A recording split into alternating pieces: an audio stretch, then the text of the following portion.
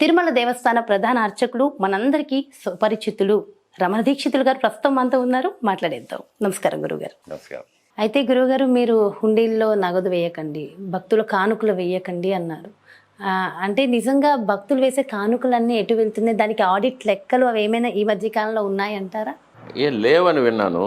అందులో అంటే ఇంతకు ముందు అయితే CAG అంటారు, సెంట్రల్ ఆడిటింగ్ ఇది గవర్నెన్స్ అని.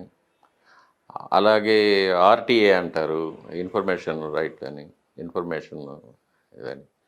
ఇవన్నీ కూడా టీటీడీలో ఇవి వీటికి ఎందుకు టీటీడీ రాదనేది ఇక్కడి అధికారుల యొక్క అభిప్రాయం.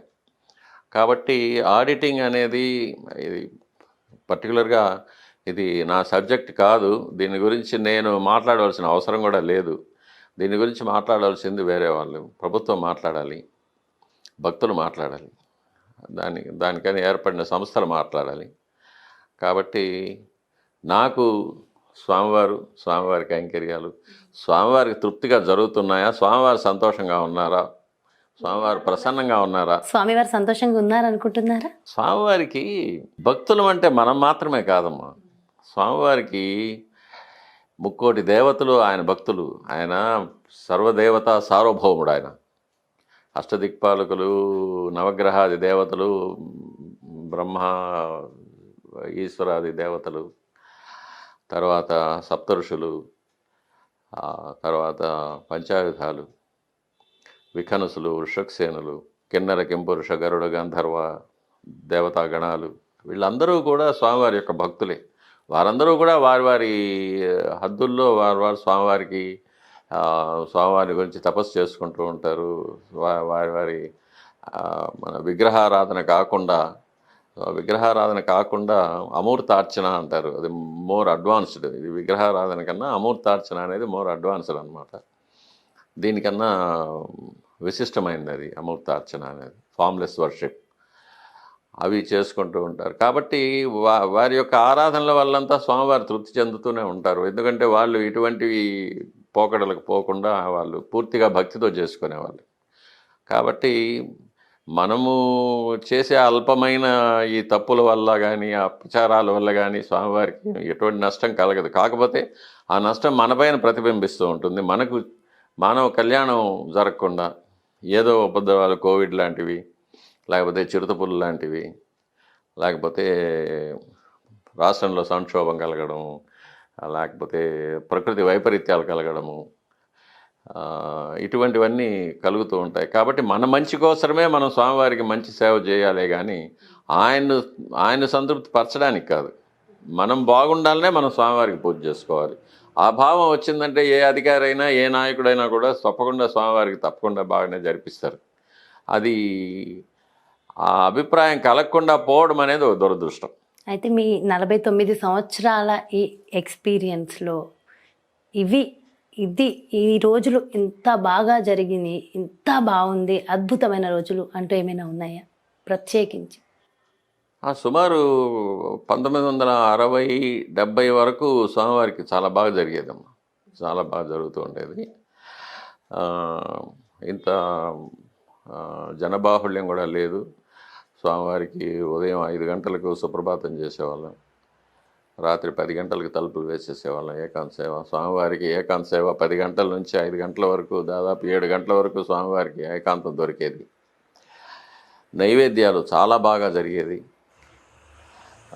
అది బ్రహ్మోత్సవాలు ఇటువంటి విశేషమైన ఉత్సవాల్లో స్వామివారికి 2 3 ప్రసాదాలు తయారు చేసి ఇచ్చేవాళ్ళం. అప్పట్లో భక్తులకు కూడా స్వామివారికి ప్రసాదాల కోసం డబ్బులు కట్టి స్వామివారికి అదనంగా ప్రసాదాలు చేసి నైవేద్యం చేసి అందులో భాగం కూడా భక్తులకు ఇస్తూ ఉండేవాళ్ళం. ఆమంత్రణోత్సవం అని పేరు, చెరుపులని పేరు. సో మనకు కావలసిన మనం అనుకున్న ప్రసాదం, కట్టె పొంగలి కానీ, పులిహోర కానీ, సాకరబాత్ కానీ, సీరా కానీ, చక్కెర పొంగలి కానీ, ఏమైనా కూడా మనం డబ్బులు కట్టి రసీదు తీసుకుంటే మనం అది తయారు చేసి స్వామివారికి నైవేద్యం చేసి వాళ్ళకి ఒక భాగం భక్తులకి ఇచ్చేవాళ్ళం. వాళ్ళు కూడా ఆ ప్రసాదం వాళ్ళు కొద్దిగా తీసుకొని చుట్టూ ఉన్న భక్తులకి అందరికీ పంచేవాళ్ళు గుడి ముందరే. అటువంటిది ఎంతో సంతోషకరమైన విషయాలన్నీ తిరుమలలో జరుగుతూ ఉండేవి అవన్నీ కూడా. ఇప్పుడు అదేమీ లేదు. భక్తులకు అటువంటి ఉన్న సౌకర్యాలన్నీ తీసేశారు. భక్తులు స్వామివారికి ఏదైనా ప్రసాదాలు లడ్డు సమర్పించుకోవాలి ప్రసాదం తప్ప ఇంకా వేరే ఎలాంటి ప్రసాదం కూడా ఇవ్వట్లేదు. లేదమ్మా, స్వామివారికి చాలా నైవేద్యాలు జరుగుతాయి. కానీ నేను భక్తుల దాకా పుస్తకం ఏమీ రాశాను కదా దాని మీద. ఆ, నేను పుస్తకం రాశాను, ఇస్తాను మీకు. ఇవ్వండి. ఇంగ్లీష్లో రాశాను, ఢిల్లీలో పబ్లిష్ అయింది. డివైన్ ఫుడ్స్ ఆఫ్ గాడ్ అని. స్వామివారికి ఆయా సమయాల్లో రకరకాలైన ప్రసాదాలు జరుగుతూ ఉంటుంది. ఉప్పొంగలి, చక్కెర పొంగలి, పెరుగన్నము, పులిహోర, కదంబం, కూరగాయలతో కదంబం. ఎన్ని రకాలు పెట్టాలనేది ఉంటుంది. సాకర్ బాత్ అని పటికి బెల్లం అన్నం జరుగుతుంది. సీర రవ్వ కేసరి జరుగుతుంది. శుక్రవారం నాడు బెల్లంతో పాయసం జరుగుతుంది. గురువారం నాడు పాలు పాయసం జరుగుతుంది. తర్వాత స్వామివారికి రాత్రిపూట మరీచి అన్నం అంటే మిరియాల అన్నం జరుగుతుంది. దోశ, వడ, అప్పం, లడ్డు ఇవన్నీ జరుగుతాయి. తర్వాత శుక్రవారం నాడు పోళి, బొబ్బట్టు అంటారు. శుక్రవారం నాడు బొబ్బట్టు స్వామివారికి అనుకో. గురువారం నాడు తిరుపావుడికి జిలేబీ, తేంగోడల ఇదవుతుంది. తర్వాత స్వామివారి సుప్రభాతంలో దారోష్ణమైన పాలు, పిండిన పాలు ఆ వెచ్చదనంతో అట్లాగే కాచకుండా స్వామివారికి నైవేద్యం నవనీతంతో పాటు అప్పుడు చేసిన వెన్నతో స్వామివారికి నైవేద్యం అవుతుంది. తర్వాత రాత్రిపూట ఏకాంత సేవలో స్వామివారికి పాలు కాచి, ఆవు పాలు కాచి నైవేద్యం అవుతుంది. ఆ సీజన్లో దొరికే పళ్ళు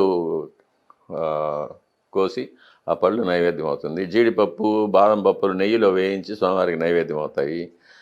తర్వాత మధ్యాహ్నం స్వామివారికి నైవేద్యంలో స్వామివారికి తమలపాకులు, వక్కబొడి అది స్వామివారికి తాంబూలం నివేదన అవుతుంది. ఇవన్నీ స్వామివారికి జరుగుతూ ఉన్నవే, భక్తులకి తెలియదు అంతే. అంతే నిత్యము జరుగుతూ ఉన్నవే. అయితే స్వామివారు ఎన్ని గంటలు నిద్రపోతారని ఏమైనా ఉంటుందంటారా? ఎన్ని గంటలు నిద్ర ఉంటుంది స్వామివారి? ఏముందేమో ఆయనకి అక్కడ అరగంట కూడా లేదు కదా. అరగంట కూడా 2:30కు ఏకాంత సేవ చేస్తారు. 1 గంటకి చేయాలని రూలు. అది 1:30 అవుతుంది, 2 అవుతుంది, 2:30 అయిపోతుంది. 3 గంటలకు సుప్రభాతము. 6 గంట కూడా స్వామివారికి రెస్ట్ ఉండదు. నైవేద్యం కూడా ఒక్కొక్కసారి ఉదయాన్నే పెట్టేస్తారు, 2 నైవేద్యాలు పెట్టేస్తారు. శాస్త్ర పాటించరు. ఇవన్నీ కొన్ని ఏమంటారంటే వాళ్ళని అడిగి అధికారులను అడిగితే భక్తుల యొక్క రద్దీ వల్ల మనము కొంచెం త్వరగా చేయాల్సి వస్తుంది, మేమేం చేయలేము అంటారు వాళ్ళు. కానీ ఒకటి ఇది ఎంతో కాలం నుంచి ఒక ప్రశ్న ఒకటి బదులు లేకుండానే మిగిలిపోయింది. ఒకటి, భగవంతుడు భక్తుల కోసమా, భక్తులు భగవంతుడి కోసమా? భగవంతుడు ఎప్పుడు భక్తుల కోసమే. మనం స్వామివారిని ఎంత సంతోషపరుస్తామో భక్తులకు అంత మంచి జరుగుతుంది. భక్తులు ఈరోజు 1,00,000 మంది వచ్చారు. ఇంతకుముందు 10,000 మంది కూడా లేరు, అంతకుముందు 10 మంది కూడా లేరు, అంతకుముందు ఒకడు కూడా లేడు. కానీ స్వామివారికి జరిగే పూజలు, ఆరాధనలు అవన్నీ జరిగిపోతూనే ఉన్నాయి కదా. ఏది నిలవలేదు. ఒకడొచ్చాడని ఎవరు లేరని నిలిపేయడమో, లేకపోతే 1,00,000 మంది వచ్చారనేసి లక్ష రెట్లు పెట్టడమో, పూజ చేయడమో లేదు కదా. స్వామివారికి జరిగేది ఆగమ శాస్త్ర ప్రకారంగా ఎప్పుడు ఒకే రకంగా జరుగుతూనే ఉంటుంది. అయితే శ్రీవారి దర్శనాన్ని ప్రతిరోజు కూడా మొదటిగా దర్శనం చేసుకునేది ఎవరు, ఎందుకు? అది సన్నది గొల్ల అంటారు. అతను అర్చకుల్ని ఇంటి నుంచి తీసుకెళ్ళి బంగారు వాకిలి తలుపులు తెరిచిన తర్వాత తను ఆ సన్నది దీవిటి ఉంటుంది. ఆ దీవిటితో లోపల దీపాలు ఆరిపోయి ఉంటాయి. ఆ దీవిటి ముందు తీసుకొని వెలుతురు చూపిస్తూ అర్చకుని లోపలికి తీసుకెళ్తాడు. ముందు వెళ్తాడు కాబట్టి తను మొదట స్వామివారిని చూస్తాడు. మొదట స్వామివారిని చూస్తాడు. అక్కడ బంగారు వాకిలికి ప్రత్యేకత కూడా ఒక్కసారి చెప్పండి గురువుగారు. బంగారు వాకిలి ప్రత్యేకత కూడా. బంగారు వాకిలి అంటే తాపడం చేసింది కాబట్టి, బంగారుతో తాపడం చేసింది కాబట్టి దాన్ని బంగారు వాకిలి అంటారు. దాన్ని ఆ తిరుమామణి మంటపం అంటారు దాన్ని, ఆ మంటపాన్ని. దానికి బంగారు వాకిలికి ఇటువైపులా ద్వారపాలకులు జయ విజయులు ఉంటారు. కానీ ఆగమ శాస్త్ర ప్రకారంగా వారి పేర్లు వేరే ఉంటాయి. తిరుమామణి మంటపం అనేది మన కృష్ణదేవరాయల వారు కూడా అక్కడే పట్టాభిషేకం చేసుకున్నారు అనేది మనకు చరిత్రలో తెలుస్తుంది. అందుకే ఎన్టీ రామారావు గారు కూడా అక్కడే ప్రమాణ స్వీకారం చేసుకున్నారు. సో చాలా చాలా సంతోషంగా ఉంది గురువుగారు, మీతో ఇన్ని విషయాలు ఎంత చక్కగా మాట్లాడడం చాలా చాలా ఆనందంగా ఉంది. Thank you so much. మీ విలువైన సమయాన్ని మా కోసం వెచ్చించి చక్కగా మా వ్యూవర్స్ కోసం, మన ప్రేక్షకులందరి కోసం ప్రతి ప్రశ్నకి ఎంతో చక్కగా సమాధానం చెప్పారు. ఎన్నెన్నో రెమెడీస్ కూడా అందించారు. స్వామివారి మహత్యాన్ని తెలియజేశారు. Thank you so much. కోటి ధన్యవాదాలు గురువుగారు. నమస్కారం.